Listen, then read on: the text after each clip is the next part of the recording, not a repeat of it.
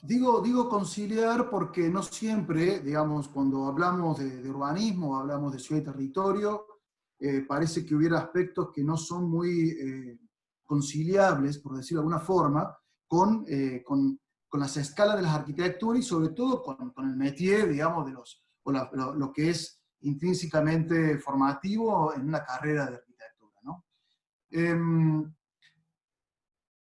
Un poco esto para el urbanismo en tesis, digamos, qué es lo que yo pienso y qué es lo que venimos poniendo en práctica desde hace muchos años, pienso yo en la cátedra. Eh, bueno, evidentemente las tesis tienen que tener un enfoque proyectual, eso es una tradición en la facultad nuestra, en la Facultad de Arquitectura, y por lo tanto yo creo que el urbanismo tiene que tener un enfoque proyectual también, y en ese sentido tal vez renunciar a algunos aspectos más duros de la disciplina, lo que uno vulgarmente diría la planificación más dura, para poder ir como arrimando posición a aquellos aspectos que yo creo que son más amigables con las escalas de la arquitectura. Un urbanismo para arquitectos, como algunos lo llamarían, y que es como, me parece todo un esfuerzo lo digo allí, está puesto de recentramiento disciplinar, ¿no? Es decir, pensar cuál es el rol del arquitecto a la hora de actuar en la ciudad y a la hora de actuar en los territorios, y muchos autores, bueno, seguramente son arquitectos, van a coincidir, pero no creo que sea una mirada corporativa, en que el arquitecto, por sus facilidades para poder entender fundamentalmente las dimensiones espaciales, tiene mucho para decir en estas escalas mayores que exceden a la arquitectura, la escala de la ciudad y la escala del territorio, ¿no?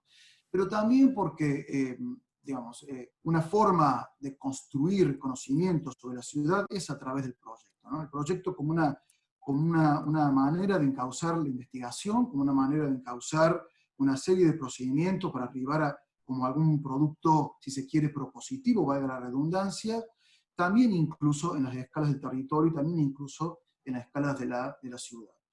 El urbanismo a su vez, y eso es innegable, es multidisciplinar y digamos, eh, sobre él hablan y se involucran otras disciplinas que no son exactamente las del proyecto, ¿no?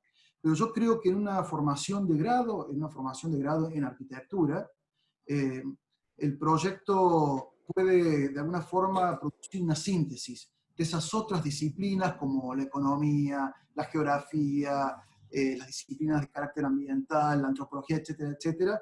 El proyecto puede sintetizar esas otras disciplinas y aproximarla más a lo que nosotros hacemos en nuestra formación de grado.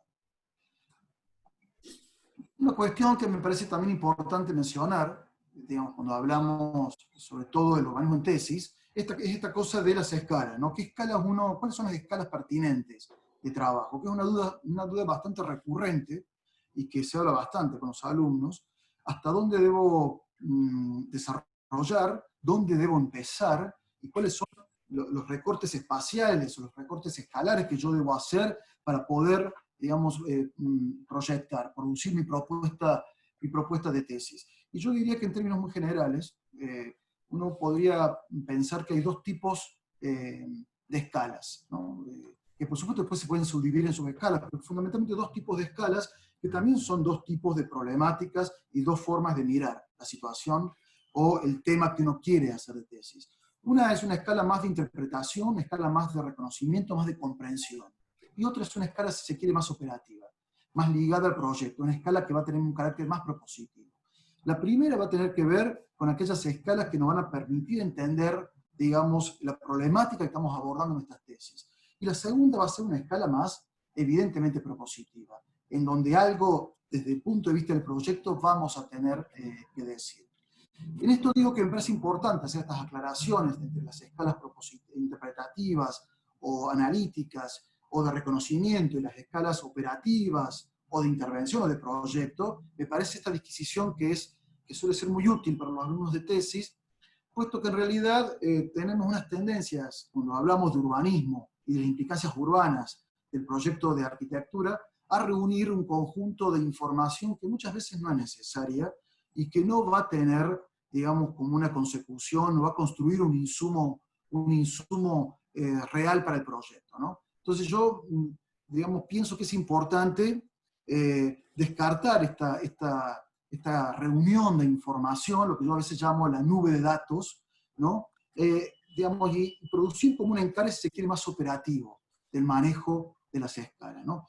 Todo proyecto de tesis, sin duda, tiene un carácter interescalar, pero es en el manejo de esas escalas y qué tiene que ver el alumno o el equipo tesista, digamos, en cada una de esas escalas es clave para, primero, no perder tiempo, segundo, para encontrarle un enfoque a la tesis, tercer lugar, para hacer un recorte, digamos, a su propuesta, o sea, un foco, y finalmente para darle un tono, ¿no? El enfoque, el foco, el tono. El tono, es decir, darle esa especificidad, esa singularidad que todo trabajo de tesis debe tener, ¿no?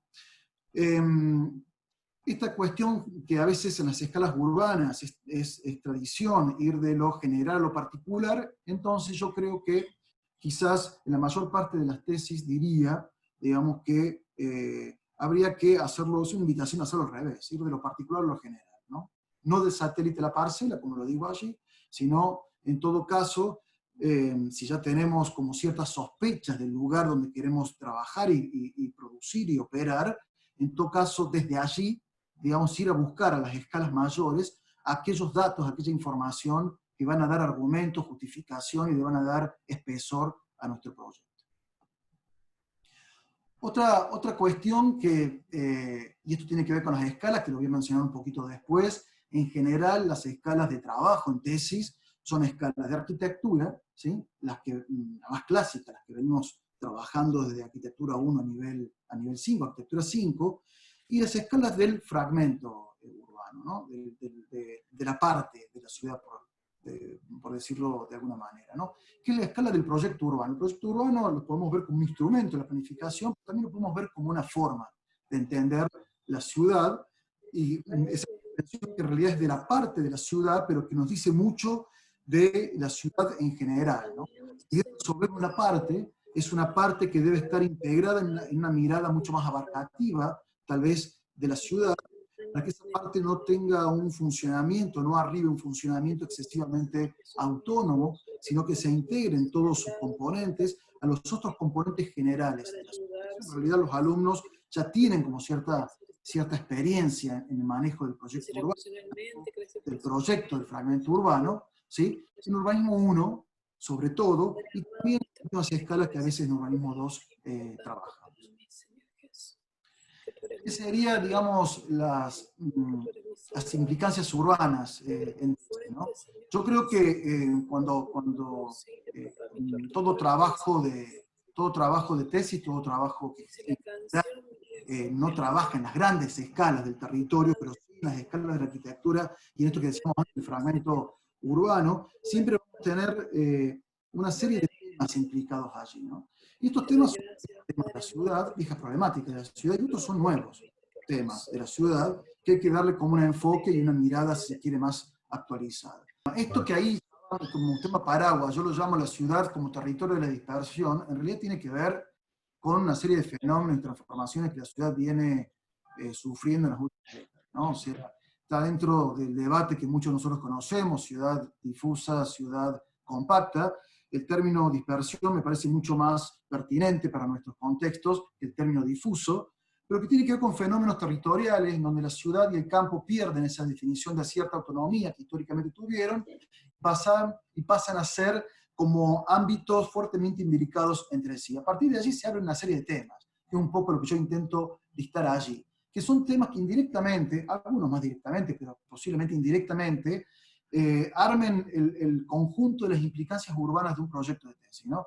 Las formas de urbanización en islas, el crecimiento expansivo a baja densidad, la discusión sobre cómo densificar, la fragmentación socioespacial, el nuevo protagonismo que asumen los espacios abiertos no urbanizados en un contexto de urbanización intensificada, por decirlo de alguna manera, la nueva forma del espacio público, qué pasa con las periferias urbanas en estos territorios de la dispersión, qué pasa con la centralidad, ¿no? Un conjunto de temas que me parece que van a poder dar como marco a una buena cantidad de tesis, vienen dando marco a una buena cantidad de tesis, que aunque no sean tesis estrictamente urbanísticas, digamos, son temas que pueden explicar algunos de los aspectos que esas tesis intentan abordar y dar una solución proyectual, ¿no?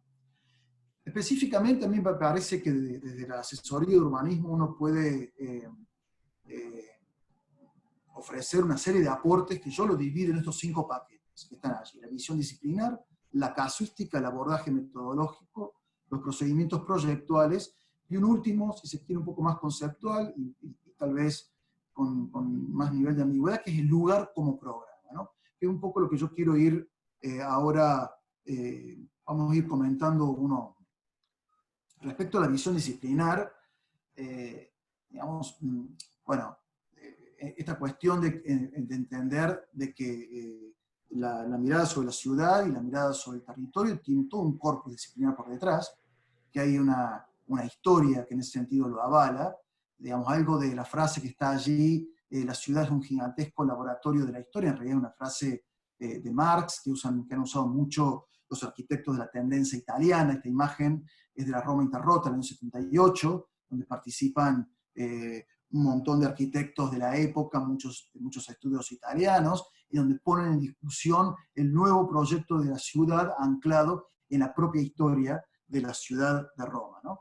Esta cuestión de la visión disciplinar lo que intenta es darle a un alumno de tesis es como una mirada mucho más ampliada y más cultural, si se quiere, sobre la propia ciudad y sobre el territorio, en el sentido de que, digamos, para poder operar en estos ámbitos hay que tener una mirada crítica, y esa mirada crítica requiere, digamos, de adentrarse un poco en algunos aspectos de la disciplina, yo creo, urbanística, ¿no? O sea, la mirada crítica para poder, digamos, la necesidad de una mirada crítica para poder operar sobre la ciudad, en realidad está en el arco opuesto a la mirada, si se quiere, más tecnocrática, ¿no? O sea, la operación neutral sobre la ciudad, ¿no? O sea, la forma de trabajar sobre los territorios, sobre la ciudad, desde un punto de vista aparentemente meramente técnico, neutral, y eso en realidad pienso que no existe, incluso creo que no es lo aconsejable, sino que hay que tomar posición respecto a los fenómenos urbanos, posición respecto a la ciudad, para poder operar por lo menos bajo una serie de argumentos que traslucen un posicionamiento crítico en lo posible, ¿no? También esta visión disciplinar uno la puede encontrar en un sinfín, esta imagen yo la pongo muy recurrentemente en los teóricos, en un sinfín de autores, en un sinfín de, digamos, de textos, muchos de los cuales los alumnos han accedido parcialmente al menos a lo largo de la carrera, y que creo que nos arman como una idea, nos pueden ayudar a armar un pensamiento crítico respecto a la ciudad del siglo XX y respecto de qué pasa hoy, qué ha pasado, qué viene pasando y qué tal vez qué puede pasar con nuestras ciudades y con nuestros territorios. Un poco eso es, esta cultura disciplinar es un poco lo que intenta también, me parece a mí, debería intentar una asesoría de urbanismo ofrecer en el ámbito de la tesis de grado, ¿no? La segunda cuestión es la casuística, es decir, los casos, ¿no? Cómo el estudio de ciertos casos, que son muy comunes en nuestra disciplina, en la arquitectura también la estudiamos a partir de casos de arquitectos reconocidos y casos emblemáticos, con el urbanismo pasa lo mismo, cómo ciertos casos nos dan como una forma de razonamiento sobre situaciones concretas que nos sirven, no traspolados directamente a lo que queremos resolver, a nuestra tesis, pero sí nos sirven como un espejo que nos dan alguna información útil de cómo se han abordado ciertas situaciones concretas respecto a la ciudad o respecto a los territorios, ¿no? Entonces la casuística, digamos, es otro de los puntos que una asesoría de urbanismo, cuando habla con un alumno, es deseable que pudiéramos ofrecer, un conjunto de casos, ¿no? Para poder allí ver y estudiar ese proceso de razonamiento que llevó a una solución en una situación concreta, en un momento concreto, ¿no? La otra cuestión, la tercera cuestión es el abordaje metodológico. Esto tiene que ver un poco también con las escalas, lo que decía antes, las escalas de reconocimiento, de interpretación, las escalas más de operación o de proyecto. Tiene que ver también un arribo, digamos, si se quiere, metódico para poder, digamos, discutir y entender si ciertos lugares son pertinentes para poder operar, darle un orden y un recorrido también a la tesis. Muchas veces ese orden y ese recorrido lo vamos a establecer en tesis a través de ciertas escalas, partiendo de ciertas escalas para terminar en otras, cada una con su problemática y cada una con sus propios atributos, con lo que debemos resolver y ver en cada una de esas escalas, ¿no? En ese sentido, me parece que el abordaje metodológico en tesis, lo que sobre todo ayuda es a intentar dar un recorrido a la tesis, digamos, un recorrido que se va a traducir en un proceso de trabajo, que no es lineal, por supuesto, va a tener sus idas y vueltas, que también a veces pueden asumir formas un tanto cíclicas, si se quiere, pero finalmente es un recorrido en donde el alumno va a ir desarrollando, bueno, su tesis, y es un recorrido que además permite, digamos, armar una estructura narrativa, incluso, de la propia tesis, ¿no? La cuarta cuestión son los procedimientos proyectuales, que podemos en las escalas del urbanismo y del territorio, podemos como aplicar, ¿no? Que son procedimientos que se usan habitualmente en las escalas urbanas, y que no dejan de ser como una traducción operativa de este enfoque proyectual. ¿Cómo podemos proceder bajo un enfoque proyectual con ciertas escalas? Un poco lo que está allí, ¿no? Interpretar, mapear, clasificar, deconstruir, de reactualizar, ¿no?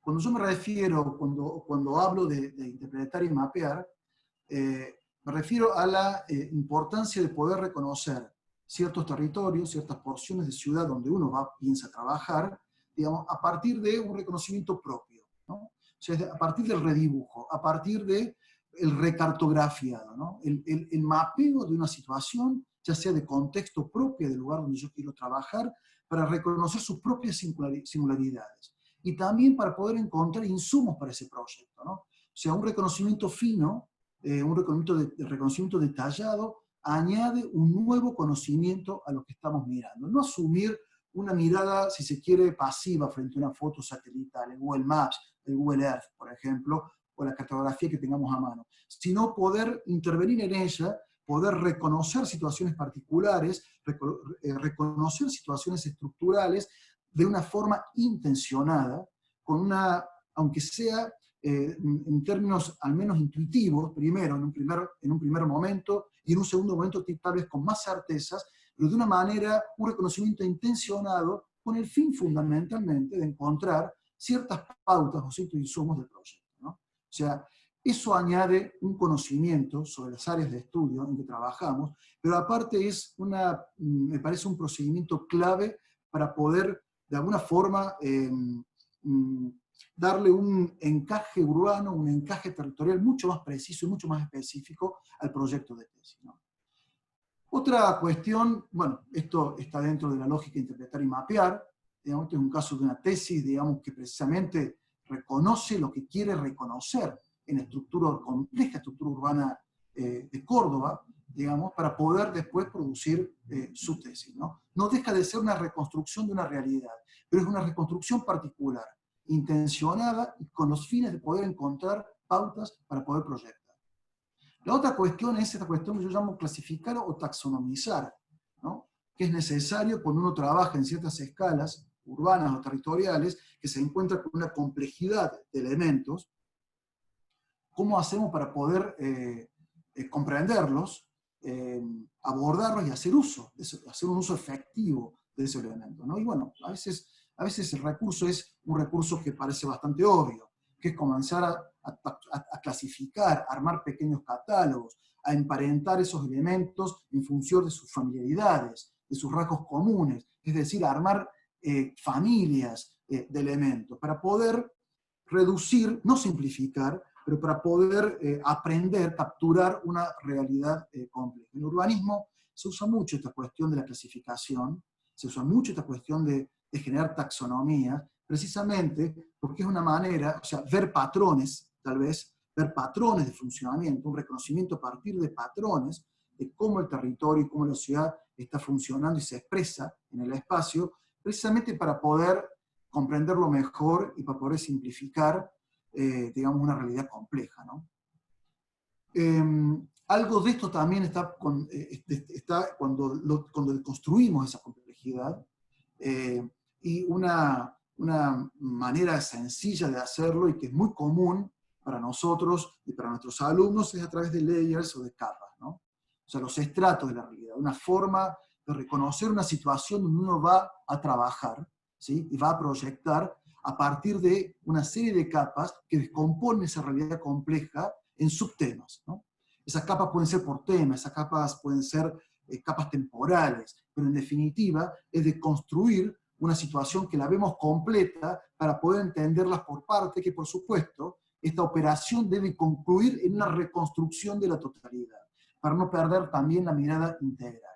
La deconstrucción no va en contra de la mirada integral, sino que la deconstrucción de las situaciones complejas es para poder entenderla en sus especificidades, ¿no?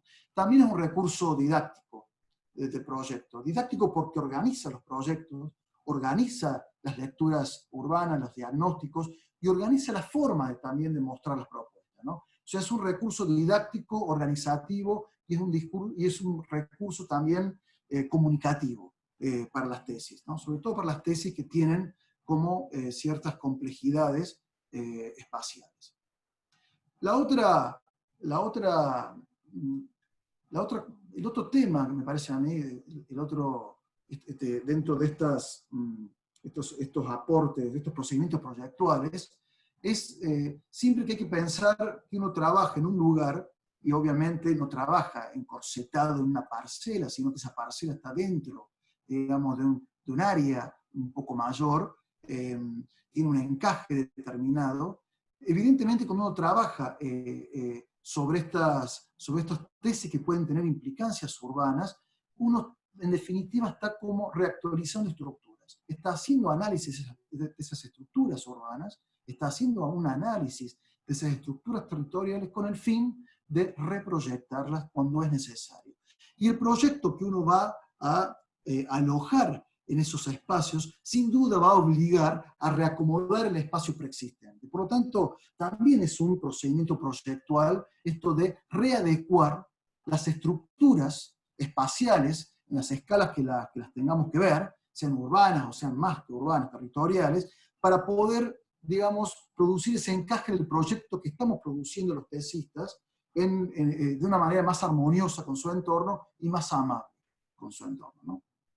Es, de alguna forma, me gusta la idea de proyectar, la idea de prepaisaje que a veces usamos en los urbanismos, en el sentido de que proyectar un soporte para alojar las nuevas propuestas que los tesistas hacen, en definitiva es construir o proyectar un paisaje, o en todo caso, si ese paisaje no va a tener un gran nivel de desarrollo porque la tesis no lo exige, un prepaisaje. Y el último punto, que tiene que ver, digamos, con esto está dentro de los aportes de la asesoría de urbanismo, es cómo podemos empezar a entender que al lugar como un programa, ¿no? O sea, que hay programas que son pertinentes para ciertos lugares, hay programas que no son pertinentes para ciertos lugares, y de allí y eso es una de las, yo creo, de los aportes más valiosos que la asesoría de urbanismo tiene o puede ofrecer a un grupo de tesis, y en general tiene mucho que ver con las consultas que todo el tiempo el asesor de urbanismo recibe de los equipos de trabajo, ¿no? O sea, en ese sentido, digamos, cuando hablamos del lugar como programa, de alguna forma tiene que ver cómo hace uno una serie de lecturas de ese lugar, qué reconocimientos le va aplicando, para poder entender si es pertinente o no albergar allí ciertos proyectos, ¿no?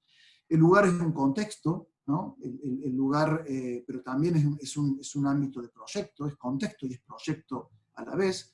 Como estamos hablando siempre de una cultura, estamos hablando siempre de ámbitos materiales, son ámbitos que se pueden reproyectar, porque tienen una tangibilidad que permite ese reproyecto, de alguna forma, y todo lugar, aunque hablemos frecuentemente en arquitectura de los vacíos, siempre hay que pensar en vacíos entre comillas. Todo lugar tiene una preexistencia, todo lugar tiene algo para decir, ¿no? Y todo lugar, en ese sentido, merece una lectura un tanto más fina, más delicada, para poder, de alguna forma, producir propuestas o proyectos pertinentes, ¿no? En ese sentido, el reconocimiento de las preexistencias, aunque parezca que son pocas, escasas o nulas, es importante, aunque más no sea para eliminar esa preexistencia, aunque más no sea para tomar la decisión, una decisión de proyecto, de no considerarlas. Es toda también una decisión posible en el marco de un proyecto. Pero lo que uno no puede hacer es no reconocer los atributos específicos o singulares de esos lugares, ¿no? Hay dos cuestiones que me interesa a mí ver cuando hablamos del lugar como programa. Por un lado, las escalas, ¿no? Una escala, las grandes escalas, las escalas intermedias, las escalas más pequeñas. Las grandes escalas, que es un poco, yo puse el caso, por ejemplo, del Randstad de Holanda, allí, que es una gran escala, porque estamos hablando de escalas territoriales que superan las escalas urbanas y que integran diversos asentamientos urbanos, más todo el territorio rural y natural. Digamos, son escalas que en realidad no son muy frecuentes en tesis, digamos, y hay que decirlo. Son escalas que en realidad, bueno, son excepcionales, ¿no? O sea, pero que de alguna forma tienen que ver con los espacios metropolitanos, tienen que ver con esos sistemas compartidos que exceden a una ciudad, como la vialidad, como los corredores ecológicos, como, por ejemplo, el tratamiento de los residuos sólidos, como la cuestión, digamos, de la movilidad y el transporte público, ¿no? Estamos hablando de escalas que cuando vamos a operar sobre ellas, estamos pensando en artefactos arquitectónicos de escala territorial, es decir, que tienen como cierta envergadura en términos físicos, pero además tienen una impronta, digamos, que excede a una parte de una ciudad, sino que tiene implicancia territorial, ¿no? Por eso, digamos que son escalas que en general requieren como de cierto, me parece a mí, adiestramiento, cierta familiaridad, digamos, y bueno, cierto gusto también para poder trabajarlas. Son poco frecuentes en tesis, también porque son poco frecuentes a lo largo de la carrera, ¿no? Una escala más frecuente es la escala intermedia, la escala del fragmento urbano. Los alumnos trabajan en urbanismo en estas escalas, pero también trabajan en arquitectura 5, y también posiblemente en la arquitectura 3 y la arquitectura 4 haga un abordaje primero de los fragmentos urbanos para después producir un programa arquitectónico, si se quiere, más específico. En ese sentido es como la escala más familiarizada con la idea de proyecto urbano, ¿no? Es hacer ciudad a partir de sus fragmentos, ¿no? Ahí aparecen temas diversos, ¿no? Como las áreas de oportunidad, lo que en algún momento, hace más de 20 años, Iñaki Ábalos dijo las áreas de oportunidad o las áreas de impunidad, ¿no? Y ahí aparece el tema de la pertinencia. Es de oportunidad si lo que uno va a proponer sobre esas áreas va a ser en positivo, va a generar un efecto de derrame sobre el conjunto de la ciudad. Va a ser un área de impunidad si lo que uno va a proponer sobre esas áreas no va a producir un efecto positivo ni para la propia área, ni para sus entornos más inmediatos. Entonces hay un desaprovechamiento de esas oportunidades, digamos, intrínsecas que un sector o un área puede tener. Son temas para nuevas centralidades, son temas para discutir la centralidad tradicional de la ciudad, son temas para discutir, digamos, la cuestión de las densidades, la cuestión de los tejidos y de la forma urbana, la cuestión de los intersticios, ¿no? Son temas para discutir también la cuestión del fragmento, la relación, la interfaz entre la ciudad y los territorios de borde, ¿no? La escala de fragmento urbano es una escala más frecuente en tesis, e incluso muchas veces es la escala como mayor argumentativa, donde luego muchos alumnos, muchos grupos van a hacer foco y van a trabajar en una porción de esa escala intermedia y en donde concluirá su tesis, digamos, en ese recorte más tendiente a una escala, si se quiere, de la arquitectura, ¿no? Pero esta escala de la parte de la ciudad, esta escala de fragmento, habitualmente es muy frecuente en nuestras tesis de grado, yo diría casi que necesarias.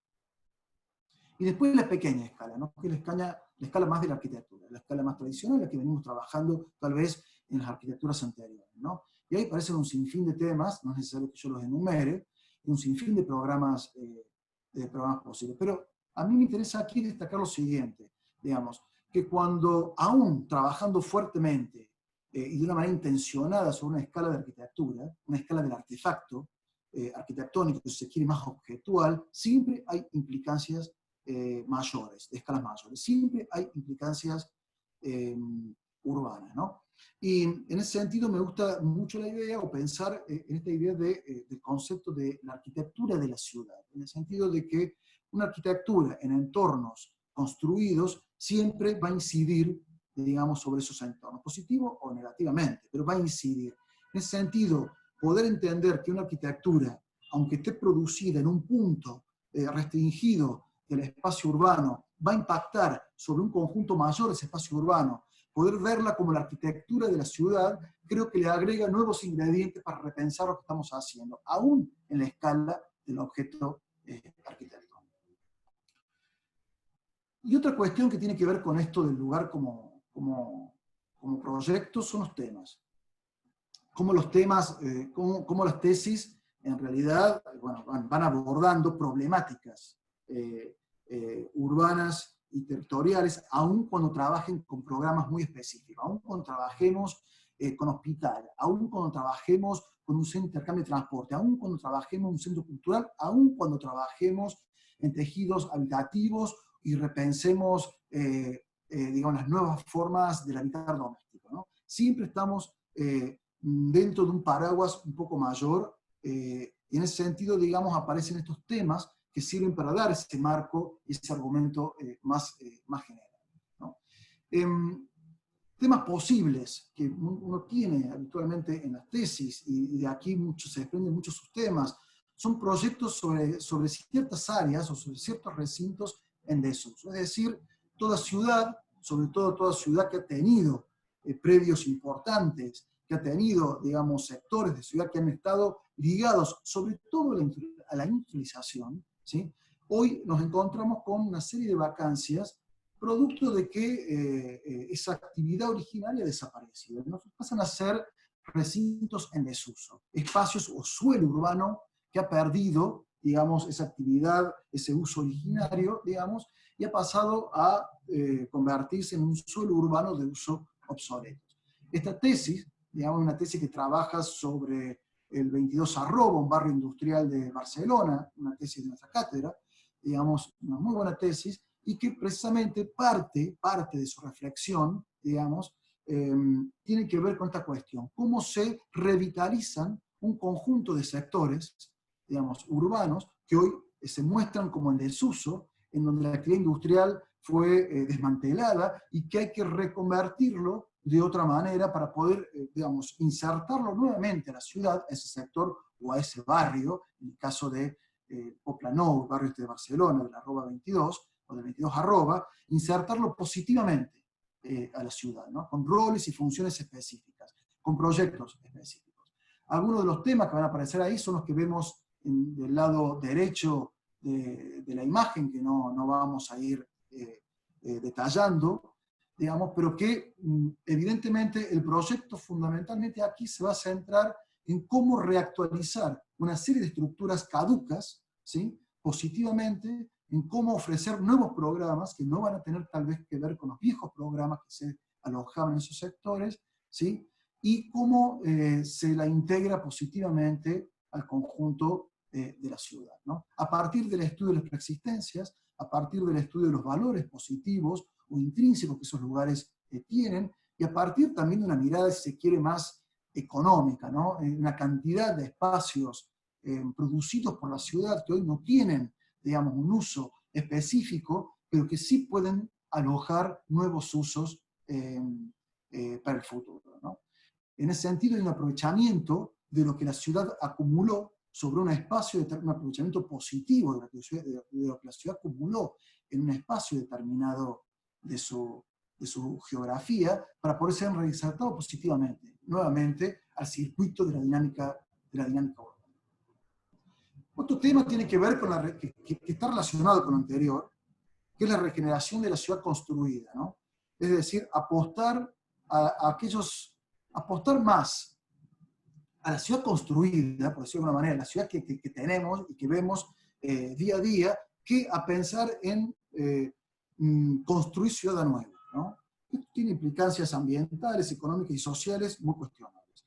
Digamos, la regeneración de la ciudad construida en realidad lo que apela es a la renovación urbana, a reformar sectores de ciudad con nuevos programas. Algo de la tesis anterior está muy relacionado con eso. Trabajar sobre espacios, me gusta más llamarlo expectantes, más que vacantes. Expectantes porque están a la espera, a la expectativa de un proyecto, ¿no? Por supuesto, cuando hablamos de regenerar ciudad construida, estamos hablando de trabajar en entornos que ya están fuertemente consolidados. y que requieren de un proyecto para poder ser reactivados y revitalizados. Las ciudades que conocemos, nuestra propia ciudad de Córdoba, tiene un montón, si se quiere, un sinfín de espacios o de áreas expectantes, a la espera de un nuevo proyecto. Otro gran tema, si se quiere, paraguas, son aquellas actuaciones sobre la base de infraestructura de la movilidad, que muchas veces, si bien tiene implicancias urbanísticas y territoriales de gran escala, porque estamos hablando de conectividades, estamos hablando de transporte público y masivo, también tiene su propia escala de la arquitectura de la movilidad, ¿no? Un montón de grupos han hecho nuevos intercambios de transporte, muchos grupos han hecho estaciones de ómnibus, muchos grupos han hecho estaciones de transferencia, de modo a otros modos de movilidad, ¿no? En ese sentido, digamos, me parece que es uno de los temas recurrentes en los alumnos de tesis, ¿no? Esto es un trabajo que hicimos en el estudio de estrategias, que fue un premio, el primer premio del concurso nacional, que eran soluciones para el transporte del corredor norte del área metropolitana de Buenos Aires, en donde se trabajaron, evidentemente, se intentó trabajar aquí en diversas escalas, porque el tema lo requería, pero a pesar de trabajar en estas escalas, se quiere más territoriales, que tienen como cierto nivel de abstracción, donde aparecen las conectividades lineales, aparecen las vialidades territoriales, aparece el ferrocarril, aparecen las áreas, aparecen las centralidades, que estas movilidades, estas conexiones van interrelacionando, ¿no? Se intentó también hacer bajadas o prefiguraciones escalares para entender también que estos temas, que a veces son temas duros del urbanismo, también tienen una expresión material no tan abstracta, una expresión espacial, y que también se traducen en arquitectura. Otro tema que me parece como que también hay algunos grupos que están trabajando, y es una cuestión recurrente, es cuando trabajamos en la centralidad tradicional, ¿no? Cuando digo centralidad tradicional, lo que reconocemos todos como el área central, digamos, el área del casco histórico y sus ampliaciones, ¿no? Donde uno puede, digamos, y si bien son áreas tremendamente consolidadas, son áreas que presentan tal vez los índices de mayor densificación edilicia y también en muchos casos, no siempre, pero en muchos casos habitacional, de población, o sea, densidad demográfica, si se quiere, son áreas que requieren de cierta delicadeza, porque allí se concentran el conjunto de atributos que dan identidad a todos los habitantes de la ciudad como habitantes urbanos. Nos reconocemos en esa área central, que reconocemos allí las postales, por decirlo de alguna manera, las postales de la ciudad. Las postales que nos identifican que identifican esta ciudad con respecto a otras ciudades. En ese sentido, es un espacio, la centralidad tradicional, muy interesante para trabajar, porque es la discusión entre lo viejo y lo nuevo, ¿no? Es la discusión, digamos, entre la pequeña vacancia, la pequeña parcela que debe ser renovada con relación a los tejidos preexistentes. Es la discusión sobre cómo trabajar sobre intersticios, pequeños vacíos. Es la discusión cómo esponjonar, digamos, esas áreas muy densificadas en términos de edilicio para generar calidades de vida, ¿no? Es la discusión con el patrimonio también, ¿no? O sea, ¿qué se hace con el patrimonio? ¿Qué función tienen aquellas arquitecturas que reconocemos como patrimonio? ¿Qué función actual? Y salirse de una mirada conservadora en donde estos espacios, estas áreas y estas arquitecturas son intocables, ¿no? Son tal vez las que generan la franja, las que están dentro de la franja del intocable, son las menos, ¿no? Son aquellas, digamos, que son de altísimo valor, que conviene dejarlas tal cual, intervenir, pero hay otras, digamos, que hacen a la historia urbana de la ciudad, que tranquilamente pueden alojar nuevos usos, nuevas actividades, digamos, y sumarse de una manera propositiva a las nuevas actividades urbanas. Otro tema son las periferias, para irnos a un contrapunto, digamos, ¿no? Antes veíamos la centralidad tradicional, pero también están las periferias, y en general nuestras periferias históricamente son un conjunto de espacios complejos, y conviene siempre hablar en plural cuando hablamos de periferias, de periferia, porque no es una. Por donde uno mire, digamos, las periferias, vamos a encontrar rasgos comunes, pero vamos a encontrar rasgos muy específicos. No es lo mismo no es el mismo la periferia norte de Córdoba que la periferia este o que la periferia oeste. Digo, las periferias de las ciudades, digamos, son espacios que siempre se los ha visualizado en contraposición a la centralidad, ¿no? Y por supuesto, en esa contraposición y en esa visualización son espacios que pierden respecto a la centralidad, porque se presuponen, digo se presuponen porque esto requiere una lectura mayor, se presupone que tienen menos atributos que las áreas de centralidad. Seguramente, si arrojamos sobre estas periferias una mirada mucho más fina, vamos a encontrar que sí tienen atributos otros, atributos que tal vez no sean de centralidad, pero que son atributos estructurales, espaciales, de calidad paisajística, que en un proyecto bien viene, digamos, reconocerlos para construir, para constituirlos como insumos de ese proyecto, ¿no?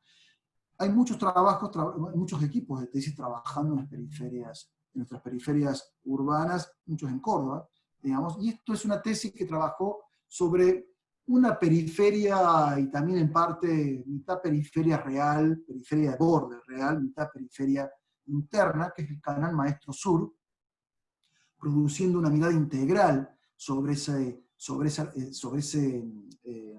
digamos, esa infraestructura que antiguamente alojaba el agua de riego y que hoy tiene agua pero que ya no cumple esa función originaria. Tiene agua y es basural, y tiene una serie de predios en sus bordes, también a la espera de un proyecto, predios vacantes, predios que no tienen al momento digamos, un proyecto en el marco de una mirada integral, que puede alojar también propuestas de vialidad, que puede alojar también propuestas de espacios verdes, que puede alojar y debe alojar, en el caso concreto sobre estos espacios, y porque estamos hablando de las periferias, propuestas que tengan un fuerte sesgo social, porque, digamos, son ámbitos preferenciales de localización de asentamientos informales, ¿no? La informalidad muchas veces, o la falta de atributos centrales de centralidad de las periferias, hacen que, digamos, los asentamientos informales se alojen preferencialmente en esos lugares con más facilidad que en los lugares de centralidad, más consolidados y mucho más visualizados, mucho más visibles para el conjunto de los ciudadanos, ¿no? Esta es una tesis muy interesante que logró una agenda de proyectos de escala, si se quiere, sectorial y también algunos urbanos sobre el corredor, el corredor Canal Maestro Sur, por decirlo de una manera, que incluía fundamentalmente un conjunto de programas que tenían una fuerte raigambre con los sectores precarizados de su entorno espacial, ¿no? Otro tema son aquellos temas, y estos son temas más nuevos, si se quiere, ya tienen algunos años en estas tesis, pero no son temas de antigua data, sino que es trabajar sobre los espacios rurales, ¿no? O esos espacios de borde donde la ruralidad tiene algo que decir, ¿no? Yo pongo ahí en preguntas, podemos aplicar un enfoque de ruralística. ¿Qué quiero decir con eso, no? O sea, hay todo un corpus instrumental, una forma de mirar, digamos, ciertos contextos urbanos, y tenemos instrumentos y algo hemos aprendido en la carrera de cómo abordar los contextos urbanos. Y me pregunto cómo habría que abordar los contextos que no son estrictamente urbanos, o que van camino entre lo urbano y lo rural, y que tienen fuertes atributos de ruralidad, ¿no? Y si no, tendría que aparecer como una nueva disciplina, tal vez, o no lo llamemos, no seamos tan ambiciosos, tal vez una nueva manera de enfocarlo que lo podemos denominar ruralística. Aunque existe la urbanística, ¿por qué no puede existir la ruralística para enfocar de una manera más apropiada estos territorios que no siempre responden estrictamente a lógicas urbanas, ¿no? Esto es una tesis de hace varios años ya, y que algunos equipos están trabajando allí. Es un lugar que eligen con bastante recurrencia en los últimos años los alumnos, que es la Reserva Este, el Parque del Este, una reserva urbana donde no hay parque real, y que, digamos, precisamente pone en discusión estas cuestiones. ¿Cómo debería ser este nuevo paisaje de borde? ¿Cómo se incorpora la cuestión rural con lo urbano? ¿Cómo se imbrica? ¿Qué nuevas actividades debe alojar? ¿Cómo se lo conecta de una manera amable con los sistemas de movimiento de la ciudad? ¿Cómo se trabaja con los bordes barriales que tiene este sector conflictivo, cómo se lo sanea ambientalmente por los impactos negativos de ciertas actividades, mayormente extractivas que ha tenido este sitio, digamos, y qué mirada desde el punto de vista, cómo reconstruimos un nuevo paisaje a partir de estrategias de remediación paisajística, ¿no? Esta tesis fue de escalas muy generales, más amplias, no digo territoriales, pero sí escalas más urbanas, incluso arribó a escalas mucho más, si se quiere, escalas de proyecto de arquitectura, e incluso prefiguraciones de recorridos a nivel peatonal. Otro tema, y vamos a ir terminando, tiene que ver con algo que se emparenta con lo anterior, pero que no tiene que ver con los territorios rurales, estrictamente, sino más bien con territorios naturales, ¿no? Que también el arquitecto tiene cosas para decir allí, por supuesto que son abordajes interdisciplinarios, pero que el arquitecto algo puede aportar también en estos espacios naturales. Esta es una tesis de la cátedra que ganó el premio Clarín el año pasado, y que es una tesis que trabajó sobre las problemáticas del embalse de los Molinos, y que produjo, si se quiere, podemos llamarlo, un proyecto de escala territorial. Esta alumna se animó a trabajar en ciertas escalas territoriales con una mirada proyectual, haciendo, por supuesto, varias bajadas escalares, pero no ninguneando ni descalificando la escala del territorio para ser vista desde una mirada proyectual. Y lo que en definitiva ella planteó es una especie de plan costero para el embalse de los Molinos, para poder, de alguna manera, comenzar a solucionar una serie de problemáticas que este tipo de espejos de agua tienen en general, digamos, sobre todo si están muy impactados por la actividad turística, en donde la organización suele llegar a los bordes, en donde las aguas se contaminan, en donde todo lo que tiene que ver con los desechos o los desagües terminan en el agua, en donde los bosques nativos comienzan a desaparecer, y en donde se comienzan a aplicar lógicas que son de ciudad en un ámbito que es natural, ¿no? Cómo poder revertir parte de esos procesos que tienen impactos negativos en esos territorios que son sensibles ambientalmente, a partir de una propuesta de remediación paisajística, ¿no? No solo que trabaja en esas escalas territoriales, sino también produce una serie de artefactos para esa efectiva remediación, para ese efectivo saneamiento del territorio, con una fuerte apuesta a no sacar a la gente del lugar, sino producir una apropiación de estos espacios sensibles de otra manera, ¿no? Un poco lo que se ven aquí en estos croquis y en estas imágenes. No se trata de que la gente no viva allí, o mejor dicho, que la gente no lo use en términos turísticos, sino se trata de otro tipo de uso, otro tipo de manejo de esos espacios de enorme sensibilidad, si se quiere, ecosistémica y ambiental, ¿no? Y finalmente algo también que tiene que ver con problemáticas que son de escalas más grandes, como las escalas metropolitanas, pero que también se pueden traducir en arquitectura, ¿no? En este caso yo lo llamo como tema paraguas el proyecto del espacio metropolitano, que tiene que ver con tomar un tema de esos sistemas, si se quiere, urbano-territoriales, compartidos entre la ciudad y los territorios mayores, entre la ciudad y las áreas metropolitanas, entre la ciudad y su región de inserción, como por ejemplo en este caso el tratamiento de los residuos sólidos, que producen en toneladas diarias cualquier ciudad, Córdoba, entre ellas, y que también tiene una expresión, si se quiere, desde el punto de vista de la arquitectura. Por supuesto que obviamente hace falta tener una mirada más amplia, más compleja, y entender que como sistema compartido no puede estar esto reducido a un ámbito jurisdiccional determinado, sino que hay que trabajar con diversas jurisdicciones administrativas para poder entender la problemática, y bueno, por supuesto, en el caso de estos alumnos, terminan trabajando en una pieza que se presupone produce o aporta al reciclado de residuos sólidos, que se produce residuo sólido urbano, digamos, y con un estudio fino de esa problemática específica, incluso arribando a detalles del procedimiento de reciclado y a detalles incluso de la arquitectura, de una comprensión, ya que aparece esto de las escalas interpretativas y las escalas operativas, ¿no? a una comprensión en ciertas escalas de la problemática, de ciertos temas compartidos como el residuo, como es la movilidad, como son los corredores ecológicos o las áreas verdes, por ejemplo, a una escala claramente de proyecto, que es lo que podemos ver en las imágenes que estoy mostrando, ¿no?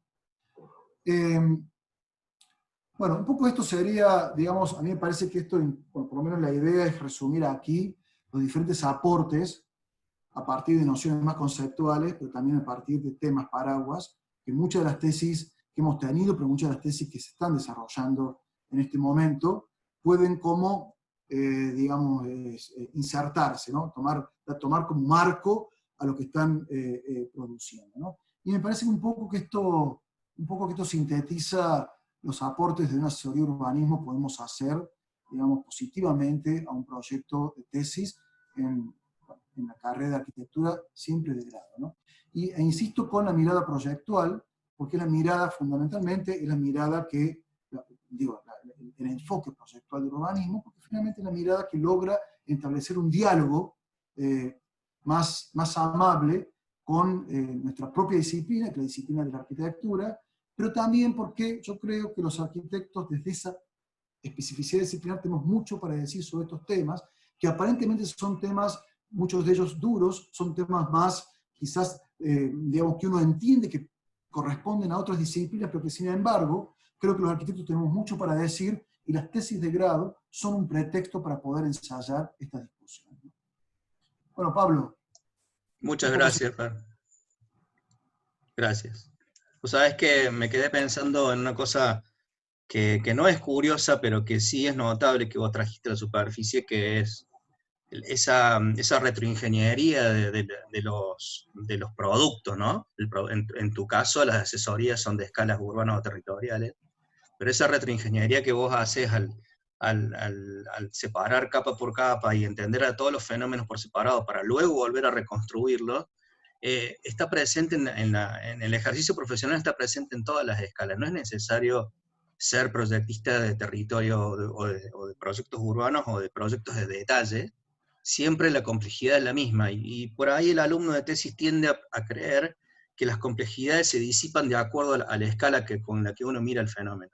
Y fue clarísimo lo que dijiste, porque pone de manifiesto que la complejidad está presente en todas esas escalas, y está bueno que así sea, y está bueno que así se entienda para que el grupo, digamos, la cantidad de equipos que hay trabajando, se tome las libertades para comprometerse con todas esas escalas.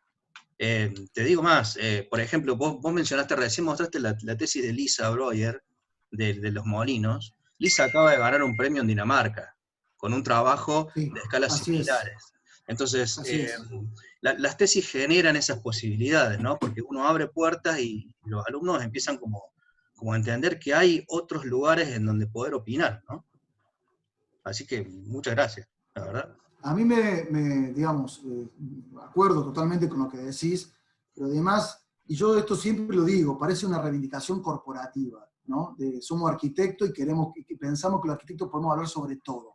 No estoy diciendo eso, pero sí creo, en realidad, que mucho más en otros lugares que nuestra propia cultura arquitectónica local, en otros lugares, cuando uno ve los trabajos en que los arquitectos se involucran, aparecen una diversidad de escalas a las que no estamos muy habituados nosotros a trabajar en nuestros ámbitos profesionales incluso, digamos, pero que sí muchas veces aparecen en tesis.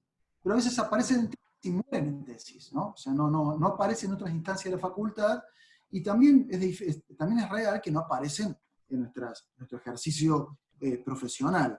Pero bueno, creo que también es una formación, la nuestra, digamos, que permite poder entender esa espacialidad, poder entender que toda intervención en un contexto material, digamos, requiere una mirada escalar, ¿no? e interescalar, ¿no? Que una escala tiene sus propios atributos y complejidades, pero una escala no se puede entender sin la otra, sin la otra y sin la otra, ¿no? Y para un conocimiento, digamos, más complejo de la situación, hace falta hacer ese recorrido pendular interescalar, ¿no? A pesar de que, bueno, por supuesto las tesis necesariamente, y muchas veces es conveniente que trabaje más fuertemente sobre una de esas escalas, ¿no? Muy bien, la verdad que quiero destacar otro aspecto, más allá del totalmente de acuerdo con lo que dijo Pablo, un aspecto fundamental que a veces a nosotros como arquitectos se nos pasa de largo o nos concentramos en otros temas. Alfred Hitchcock decía que en el cine más importante que el qué es el cómo. Y a nosotros arquitectos, siempre con la discusión de ideas, a veces se nos pasa de largo el cómo. Y fuiste muy claro en esto del cómo, y me parece un aporte extraordinario a los tesistas, de entender los pasos metodológicos, entender el tema de las escalas, entender los procesos, y entender estos conceptos que me pareció excelente, lo de enfoque, foco y tono. Porque en general lo que uno a veces visualiza que se concentran en el foco, en dar un tema y pierden el enfoque y desaparece el tono. Y por eso me pareció que esto es un aspecto a destacar de lo que has dicho, porque es un aporte que en general no está presente en nuestras charlas o en el trabajo, y es fundamental este rigor de entender el cómo hacemos las cosas, para a su vez desarrollar con mayor profundidad y expansión y extensión las ideas. El otro día, en una charla de Gerardo Caballero, él comentó que Viaplana, el arquitecto español, le dijo un día algo que a mí me gustó muchísimo cuando le dijo: hay que dejar morir la idea para que surja el proyecto. Y la verdad que es una metáfora que me pareció magnífica. Y para eso hace falta esto. Creo que esto que vos has desarrollado es claramente esa expresión, ¿no? Es decir, tiene que haber una idea, pero después tiene que haber una manera de desarrollar el proyecto. Excelente, Fernando. La verdad me encantó. Gracias, Diego, gracias. Muy bueno, Fer, muy bueno. Gracias.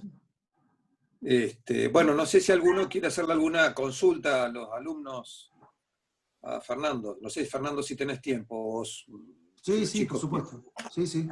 Ahí hay una pregunta, Fer, si podías ampliar el concepto de no ir del satélite a la parcela.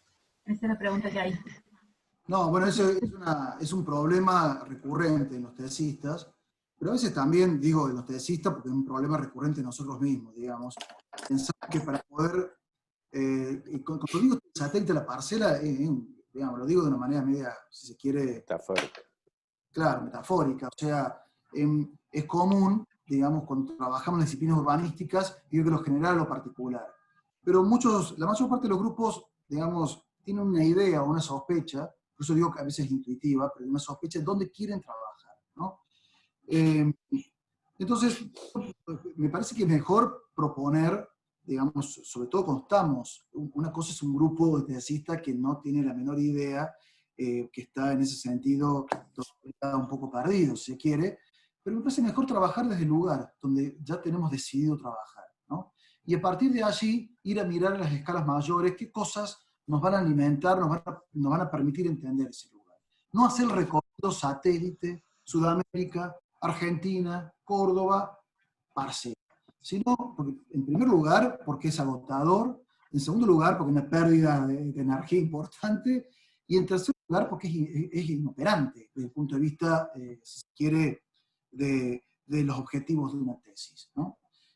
Por eso me parece mejor tal vez un recorrido inverso, digamos. No digo que esto sea una regla, pero sí digo que en muchos casos sí se puede aplicar. Digamos, tenés un lugar donde vos querés trabajar, más o menos, comencemos de allí. ¿Dónde está? ¿En qué contexto está? ¿Cómo se accede? ¿Qué ámbitos, qué programas urbanos tiene a su alrededor? ¿Qué tipo de territorio se trata? Digamos, y a partir de allí vayamos a ver, digamos, qué sistemas comparte este lugar. Vayamos a ver las escalas mayores, no todas las otras escalas mayores, sino aquellos que nos van a alimentar el proyecto, ¿no? Por eso hablo de la nube de datos. Esto también es una cosa metafórica. Tenemos una tendencia, digamos, en la práctica urbanística muchas veces, que a mí me parece indebida, y que nosotros, desde la materia de urbanismo, pero también en la práctica profesional, en el estudio, creemos que la reunión de datos debe ser una reunión operativa, ¿no?